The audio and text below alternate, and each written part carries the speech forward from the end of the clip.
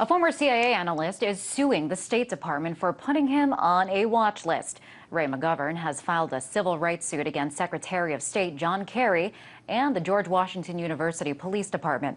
It's over an incident that happened 3 years ago at the university where McGovern was protesting a speech from then Secretary of State Hillary Clinton. Take a look at what happened.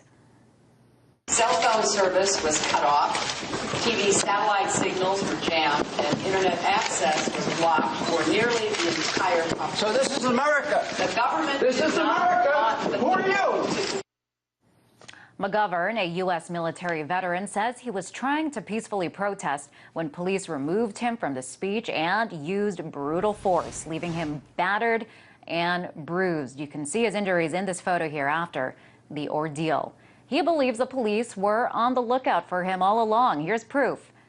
This is the Be on the Lookout document that was apparently given to authorities, alerting them to be careful if they came across him and if they did, to contact diplomatic security.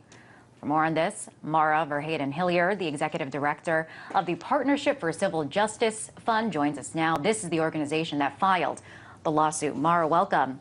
So tell us more about what happened to Mr. McGovern after he was arrested there. We saw that he suffered some injuries in those photos. What happened afterward?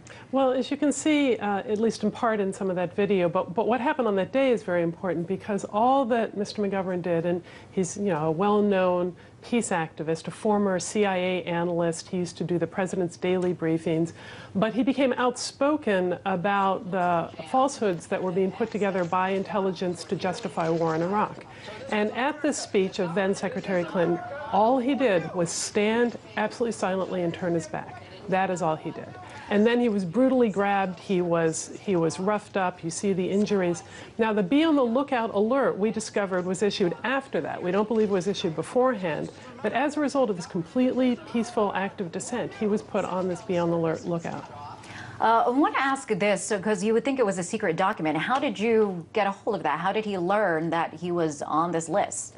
Well, what we did is we undertook an investigation at the Partnership for Civil Justice Fund, trying to get documents related to the arrest and other materials. And what we found, what we were able to eventually get, and it took quite some time, was information that showed that the Department of State actually opened an investigation into Mr. McGovern, into his lawful, peaceful, free speech activities, his writings, his associations, the groups that he works with, and then they issued the Be on the Lookout alert, which isn't merely to look out for him. The alert explicitly directs that he be stopped and questioned. So it's a Fourth Amendment seizure. It's for purely peaceful and lawful activities. They are directing that law enforcement stop and seize Mr. McGovern and question him. Now, I do want to mention that we contacted the State Department for comment.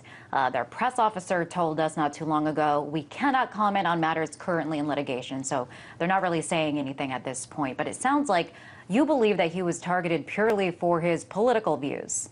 Well, we can tell that he was targeted for his political views because the actual document we have states in the document that Mr. McGovern has engaged in considerable amount of political activism, primarily anti-war. Those are their own words. Throughout this, we were able to find that they opened this intelligence investigation. They kept it open for 7 months, even though all charges were dropped. And it's completely full of descriptions of peaceful, free speech, First Amendment protected activities. And we think it's very significant when we have Secretary Clinton, now Secretary Kerry, President Obama routinely speaking to the world, to other countries, about the importance of defending dissent.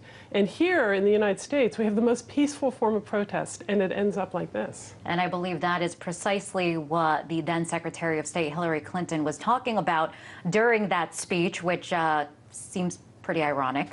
Now, we know about this, Mara. This is just one incident. Do you believe people like him are targeted all the time? Is this just an isolated incident, or do you think that this actually happens more often than we think, people being targeted because or put on special lists because of their political beliefs? Well, my organization has represented thousands of demonstrators in the United States who have been subjected to mass arrest, to brutality, to suppression of dissent, who are engaged in peaceful, lawful political protest.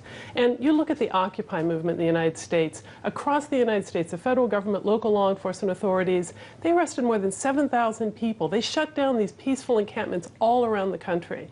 So We've seen over and over again, even in recent years, the use of law enforcement, of federal law enforcement, of their anti-terrorism authority explicitly against lawful, peaceful political movements in the United States. Okay, and lastly, I want to ask you what your organization, you represent a lot of people in similar positions you just mentioned, what you're demanding and what you think the State Department should do. I would imagine that there's people that for some reason they have suspicions on and are going to alert their officers to keep a lookout for one reason or another.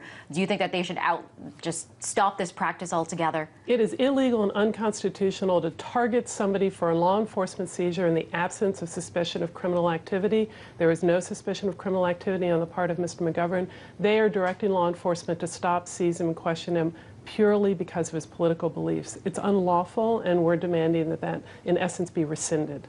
It'll be interesting to see how this case plays out. We've had Mr. McGovern on this show plenty of times, so we'll be keeping a close eye. I appreciate you telling us all about it. That was Mara Verheyden-Hilliard, the Executive Director of the Partnership for Civil Justice Fund.